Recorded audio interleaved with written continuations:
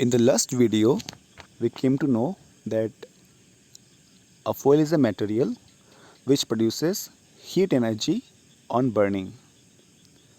Now, different fuels produce different amounts of heat energy on burning. Some fuels produce more heat energy on burning, while some other fuels produce less heat energy on burning. Now, on burning a particular fuel, how much heat energy is produced, that we must have an idea of, because if we have that idea, we can compare between two fuels, that which fuel will be more suitable for a specific purpose, which will be better for doing a specific purpose. So the amount of heat energy produced by a fuel, that should be measured. The amount of heat energy produced by a fuel is measured in terms of a value which is called calorific value, and higher this value is, the better the fuel is. If the value if the calorific value of a particular fuel is higher, it's a good fuel. Now let's discuss in details about this calorific value. We know that when we burn a fuel, then it produces some heat energy. Now the amount of heat energy which is produced by burning unit mass of the fuel, generally we take 1 gram. So by burning 1 gram of the fuel completely is known as its calorific value. When we are burning a particular fuel, and if we are burning exactly unit gram of the unit mass of the fuel, that is 1 gram of the fuel. So after burning 1 gram of any fuel, the amount of heat energy that is produced, that is your calorific value. It's very simple. I repeat again. On burning 1 gram of a fuel, the amount of heat which will be produced, that will be the calorific value of that particular fuel. So calorific value is the heat and is the heat energy per gram of that fuel. So what should be the unit of this? The unit for energy is, we know, joules. So the unit should be joules per gram. But this joule is a very small unit of energy. So generally the unit of energy is taken as kilojoule. That's why the unit of calorific value becomes kilojoules per gram. Kilojoules per gram. The calorific value is usually expressed in kilojoules per gram, kg per gram. Now if I say that the calorific value of kerosene is 48 kilojoule per gram. If this is my statement, that calorific value of kerosene is 48 kilojoules per gram, what is the meaning of this? That you must know. What do we actually mean by this statement? So by the statement that the calorific value of kerosene is 48 kilojoule, we mean that if we are burning 1 gram of kerosene completely, then what will be the amount of heat produced? It will be 48 kilojoule of heat energy. So after burning 1 gram of kerosene, the amount of heat energy produced is 48 kilojoule. That is the meaning of this statement, which is saying that the calorific value of kerosene is 48 kilojoule. Now here we have shown the calorific value of some particular fuels. You can see here, for wood the calorific value is 17 kilojoules per gram. For kerosene, as we said, it is 48. For petrol, it is about 50 kilojoules per gram. For LPG, it is again 50 kilojoules per gram. For hydrogen, notice here, for hydrogen it is about 150 kilojoules per gram. It's very high calorific value, so it's the best fuel. Now one more term which must be very clear to us and is very important is ignition temperature.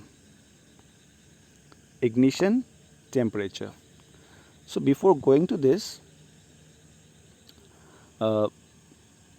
just have a clear concept that when we burn a fuel, it does not burn readily. We have to supply some heat. For example, you take a piece of wood, okay, piece of wood in the open, it will not burn readily unless you give some heat to it. When we heat the wood for some time, its temperature rises, then only the wood starts burning, and after burning it will produce heat energy, so it's a fuel.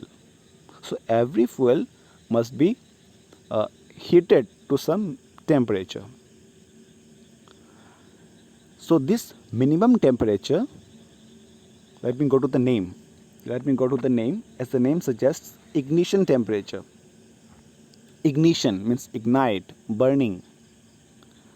So for burning something, you must supply some temperature, some heat, which will increase its temperature. So this minimum temperature to which a fuel must be heated so that it starts burning, that temperature is your ignition temperature. If you again take the example of a piece of paper, suppose a piece of paper kept in the open does not burn readily. But if you supply some amount of heat, very little heat to it, its temperature rises and it starts burning. So this temperature to which you are heating this piece of paper, that is the ignition temperature for that paper. Let me go to the definition. The minimum temperature to which a fuel must be heated so that it may catch fire and starts burning, that temperature is known as its ignition temperature. I hope it is clear to you. One more point which will make it more clear. The fuel will only burn when it will reach the ignition temperature. Unless the fuel reaches the ignition temperature, the fuel will not burn, the fuel will not catch fire. So every fuel must be heated to its ignition temperature so that it starts burning. Now different fuels have different ignition temperature. Every fuel does not have the same ignition temperature. Some fuels will have less ignition temperature, while some other fuels will have higher ignition temperature. So the fuels which are having low ignition temperature, they burn very easily because their ignition temperature is low. You have to supply very little heat, so they get easily ignited at very low temperature. And if you talk about the fuels which have high ignition temperature, they will require much amount of heat in order to ignite. You have to supply them much heat so that its temperature rises. Then only it will start burning. So this was all about ignition temperature. The last topic in this video is about the characteristics of good fuel or an ideal fuel. Here we are discussing the properties, qualities, characteristics of an ideal fuel or a good fuel. What should be the conditions that a fuel must be good? It should be ideal fuel. So the first point is it should have a high calorific value. High calorific value means it will produce more amount of heat energy on burning. So if it produces more heat, it's a good fuel. Second is it should burn without giving out any smoke or harmful gases. When you are burning a fuel, some fuels will produce very much smoke, and it may produce some harmful gases also. So those are not good fuels. If you are talking about good fuel, it should not produce smoke, it should not produce any harmful gases. Like when we are burning LPG to cook food, LPG does not produce any smoke, it does not produce any harmful gases, so it's a good fuel. Third, it should have a moderate ignition temperature.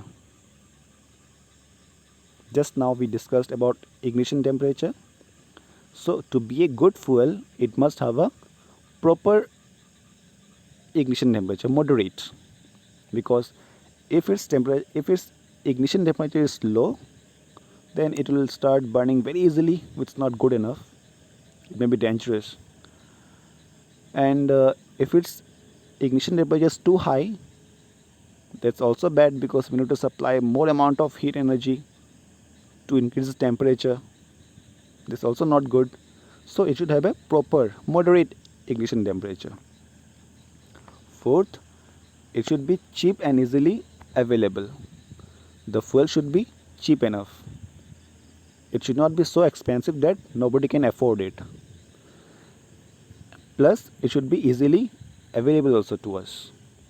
Next, it should be easy to handle, safe to transport, and convenient to store. A good fuel must be easy to handle, and it should be safe enough to transport. Plus, it should be convenient to store. The storage also must be convenient, and it should also be safer to transport it. It should not be like that.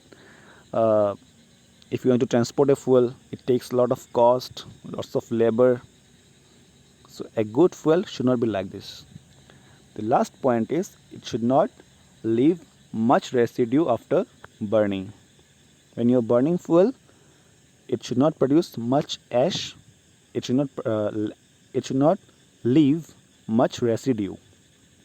It should be clean enough. Again, we take the example of LPG. When we burn LPG, there is no ash produced, there is no residue produced in it, so it's a good fuel. So these were the qualities of a good fuel, ideal fuel.